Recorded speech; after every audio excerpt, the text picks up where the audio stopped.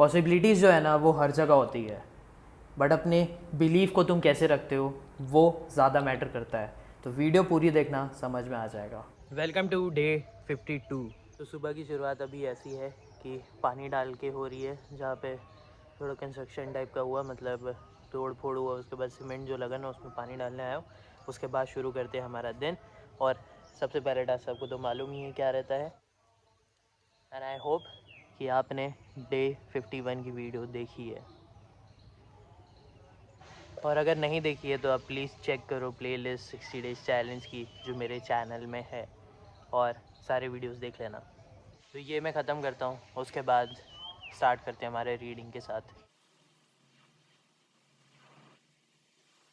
तो मैं स्टोरी में था कि परमानसा योगानंदा की जो बहन है, छोटी बहन नालिनी, उनकी तबीयत ख़राब हो जाती है। वो भी क्रिया योग की प्रैक्टिस कर रही है, वो भी अच्छा प्रोग्रेस करती है, बट उनकी तबीयत ख़राब रहती है।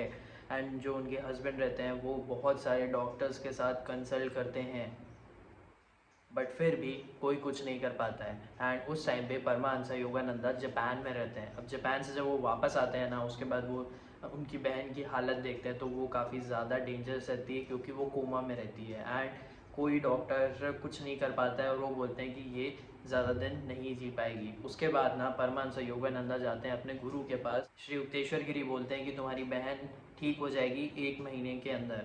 अब एक काम करो, पर्ल्स रहते हैं ना वो पहना देना, कुछ कैरेट के थे तो वो उसका ब्रेसलेट बना के पहना देना करके, और वो ठीक हो जाएगी। उसके बाद अब उसे कर देते हैं, एंड थोड़े टाइम के बाद ना, एक्चुअल 1 महीने के अंदर ना वो ठीक हो जाती है, मतलब कोमा से वापस आ जाती है।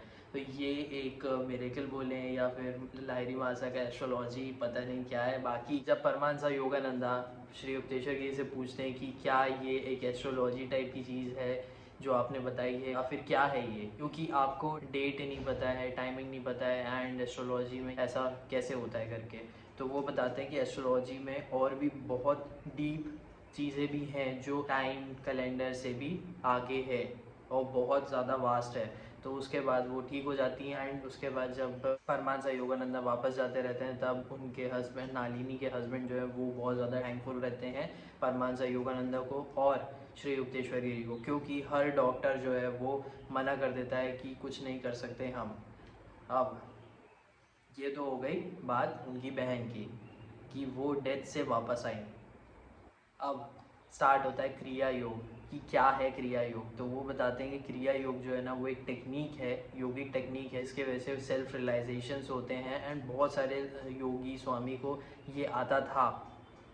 एंड क्राइस्ट, सेंट पॉल, ये इनको भी ये टेक्निक आती होगी, या फिर इसी के टाइप की सिमिलर टेक्निक आती होगी, ऐसा बुक में लिखा है। ये भगवत गीता में भी 2 बार मेंशन किया गया है, ऋषि पतंजलि ने भी इसका यूज़ किया है। बट क्रिया योग जो है ना वो लॉस्ट हो गई थी, एंड जो लाहिरी महाशय के गुरु थे ना, बाबा जी नाम था उनका, जो बाबा जी हैं उन्होंने वापस से इसको रीडिस्कवर किया था, एंड लाहिरी महाशय को समझाया था कि ये मैं टेक्निक तो मैं समझा रहा हूँ एंड मैं स्प्रेड करना है। फिर लाहिरी महाशय से बहुत सारे लोगों को गया, फिर श्री युक्तेश्वर गिरी ने परमहंसा योगानंदा को समझाया, and Paramahansa Yogananda west side पे जाके, मतलब अमेरिका में जाकर एक आश्रम ओपन करते हैं जो कि नाम रहता है सेल्फ रियलाइजेशन फेलोशिप।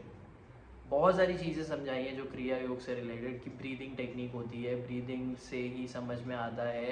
एंड अलग अलग लोगों का बताया, जैसे कि जानवरों को ही बताया और फिर ह्यूमन का ही बताया क्या ब्रीदिंग रेट रहते हैं, तो वो सबसे समझ में आता है। एंड जैसे कि समाधि लेते हैं ना, डेथ का है, तो वो सब चीज़ें उन्हें समझ में आती हैं जो योगिक में एक्सपर्ट होते हैं, मतलब कि जो स्वामी गुरु योगी रहते हैं वो। अब इसमें बहुत सारी फ़ोटोज़ हैं लाहिरी महाशय की, श्री युक्तेश्वर गिरी की, परमहंस योगानंदा की, उनके भाई बहन, उनके मदर फादर की, और भी बहुत सारे हैं। तो ये सब मैं कल की वीडियो में दिखाऊंगा, तो ज़रूर वीडियो देखना। एंड अभी मार्केट ओपन होने में थोड़ा सा टाइम है, तो देखते हैं मार्केट में क्या होता है, फिर मैं आपको बताता हूँ। मार्केट में कुछ ऐसा सीन हो रहा है कि यहाँ पे एक गैप अप ओपन किया छोटा सा एकदम, उसके बाद फिर पूरा फॉल दिखा दिया, सपोर्ट लिया, कल जहाँ पे सपोर्ट लिया था, उसके बाद फिर ये ऊपर जाने का ट्राई कर रहा है और अच्छा सेंटिमेंट भी दिख रहा है, बट यहाँ से रिजेक्शन आ रहा है। पहले यहाँ से आया, क्योंकि यहाँ से इसने ब्रेकआउट दिया तो यहाँ पे एक रिजेक्शन है, फिर ये ऊपर गया, यहाँ पे कभी रिजेक्शन, यहाँ पे कंसोलिडेशन कर रहे हैं। अब देखते हैं कि इधर ऊपर जाता है कि नीचे जाता है। बाकी 2 ट्रेड आज के हो गए हैं अभी, तो देखते हैं अगर आगे कुछ मिलता है तो मैं ट्रेड करूँगा, नहीं तो नहीं करूँगा। अगर कोई मूवमेंट मिला तो एंड इन्वेस्ट कर रहे हैं ट्रेड लेने के टाइम पे। हाँ, 1-2 ट्रेड मेरे छूटे फिर भी, एंड फिर जब वो जो ट्रेड मैंने लिए हैं वो फिर मैंने बोला यार चलो लेके देखते हैं करके, होगा जो होगा, गलत होगा तो होगा, लेकिन ट्रेड लेते हैं, अगर सही हुआ तो क्या बात है, और गलत हुआ तो ठीक है निकाल देंगे। तो इसीलिए ट्रेड लिया था, रेट ठीक था। बाकी बस अब 10:35 हो गया है, तो मार्केट में थोड़ा आगे जब कुछ होगा तब मैं बताता हूँ। अभी थोड़ा सा ब्रेक, तो मेरा ब्रेक ही नहीं हुआ है, मैं मार्केट ही देख रहा था, और क्योंकि खाने का कुछ है नहीं तो मैं ब्रेक ही नहीं लिया, और मैं देख रहा था। और जहाँ पे मैंने बोला कि ये ट्राई कर रहा है ऊपर जाने का, बट वो फेल हो गया। और ये देख रहे हो आप, ये उसके बाद फॉल हुआ, और ये जो ट्रेंड लाइन थी मेरी मेजर, वहाँ से ये ब्रेकआउट दिया है। अभी देखते हैं कि ये क्या करता है, यहाँ पे नीचे आने का ट्राई कर रहा है, तो देखते हैं, फिर मैं आपको बताता हूँ। बस यही अभी मूवमेंट चल रहा है, मैं ट्रेड लेने का चांस देख रहा हूँ, अगर लिया तो बताता हूँ, नहीं लिया तो भी बताता हूँ।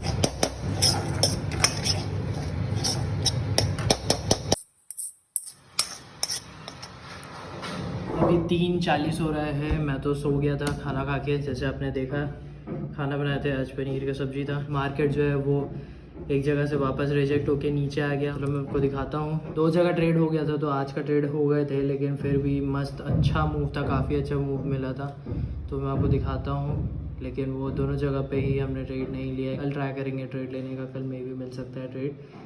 एंड ये है आज का सिनेरियो कि यहाँ से इसने ब्रेकआउट दिया, उसके बाद फिर ये नीचे आया, और ये सपोर्ट पहले यहाँ पे लिया था, फिर यहाँ से रिजेक्शन वापस आया, क्योंकि यहाँ पे सपोर्ट लिया था तो यहीं रिजेक्शन मिल गया, फिर ये वापस आ गया नीचे। अभी इसके नीचे क्लोजिंग किया है, देखते हैं कि यहाँ पे आया है, तो अब इसका जो सपोर्ट रहेगा वो ये रहेगा, जहाँ पे मैं मार्क करके रखा हूँ।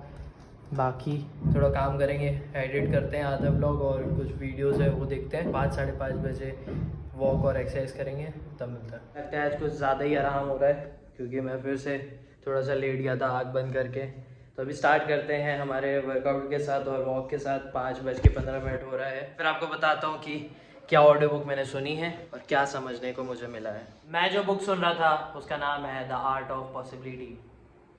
अब आपको तो समझ में आ ही रहा होगा कि ये बुक किस बारे में होगी, बट मैं समझा देता हूँ, मैं बता देता हूँ कुछ पॉइंट्स जो इस बुक में समझाए गए हैं, जो समरी मैंने सुनी है और जो मुझे समझ में आया वो भी मैं बता देता हूँ। देखो, ऐसा है कि जो लाइफ में चेंजेस आते रहते हैं ना, उसे एक्सेप्ट कर लो। अपने जो पर्सनल बिलीफ के साथ तुम चलते रहोगे ना, तो प्रॉब्लम तुम्हारे लिए हो जाएगी। हर लेवल पे जो तुम्हारा लिमिटेशंस है ना, वो एक्सीड होगा।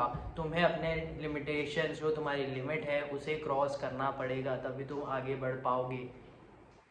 कोई भी जो प्रॉब्लम है ना, उसे लाइटली लो। ठीक है, परेशानियाँ होती हैं, बहुत ज़्यादा टेंशन होता है, but light low and try करो उसे सॉल्व करने का, ना कि तुम उसमें घुस जाओ और फिर ये सोचो कि ये प्रॉब्लम के अलावा और कुछ नहीं है, अब इसके बाद कुछ भी नहीं, सब बंद हो जाएगा। और एक चीज़ इम्पॉर्टेंट है, जैसे मैंने एक वीडियो में बोली है कि तुम्हें अपना डिफ़ॉल्ट सेटिंग चेंज करना पड़ेगा अगर तुम्हें कुछ चेंज करना है तो। जैसे स्मोकिंग वाला मैंने बताया था, चलो कोई और चीज़ लेता हूँ, जैसे कि अगर तुम्हें राइटिंग करनी है, ठीक है, अब राइटिंग तुम्हें सीखना है, स्टार्टिंग स्क्रैच से करना है, क्योंकि तुम्हें नहीं आता है और तुम्हें इंटरेस्ट भी नहीं है। बट तुम जब पेन उठा के लिखना शुरू करोगे और रोज़ करते रहोगे, देन कहीं ना कहीं वो चीज़ तुम्हें पसंद आने लग जाएगी और तुम वो करना शुरू कर दोगे। तुम सोचोगे और लिखते रहोगे। तुमने क्या किया, तुमने जो डिफ़ॉल्ट सेटिंग है ना वो चेंज किया। मतलब पहले जब तुम पेन पेपर नहीं उठाते थे और तुम बैठते नहीं थे थोड़ा टाइम, उसे चेंज करके तुम बैठने लग गए हो पेन पेपर के साथ। वैसे ही जब तुम अपने बिलीफ सिस्टम का एक फ्रेमिंग जो है ना, उसे रीफ्रेम करोगे, तो चीज़ें चेंज हो सकती हैं। जैसे कि मेरा ही एग्जांपल ले लो, क्यों कि मैं एक्शन जैसे नहीं ले पाता था और अभी भी बहुत सारी प्रॉब्लम्स होती हैं, बट जो बिलीफ सिस्टम है ना, उसे ना रीफ्रेम किया गया है। मतलब ज़्यादा कॉन्फिडेंस लाया गया है अपने जो विजन है उस पर कि कर सकते हैं, लेट्स डू इट। तो इसीलिए एक्शन लेते हैं। बहुत सारे टाइम पे एक्शंस नहीं हो पाते हैं एंड बहुत गंदा लगता है, बट फिर भी अपने आप को समझाते रहता हूँ और नेक्स्ट डे पे काम करेंगे ये सोचकर। तो तुम्हें भी ऐसा ही करना है, बस अपने बिलीव को चेंज करो कि मैं कर सकता हूँ, तभी तुम अपने ट्रू पोटेंशियल, बहुत ज़्यादा पोटेंशियल होता है एक इंसान का वैसे, बट जब तुम काम करना शुरू करोगे ना और जब काम करते रहोगे तब तुम्हें समझ में आता रहेगा कि तुम कितना इम्प्रूव करते जा रहे हो, प्रोग्रेस हो रहा है और तुम आगे बढ़ सकते हो। ऐसा नहीं है कि तुम उसमें कुछ नहीं कर सकते, बट ये है कि तुम्हें उसके लिए बहुत मेहनत करनी पड़ेगी। आर्ट ऑफ पॉसिबिलिटी यही है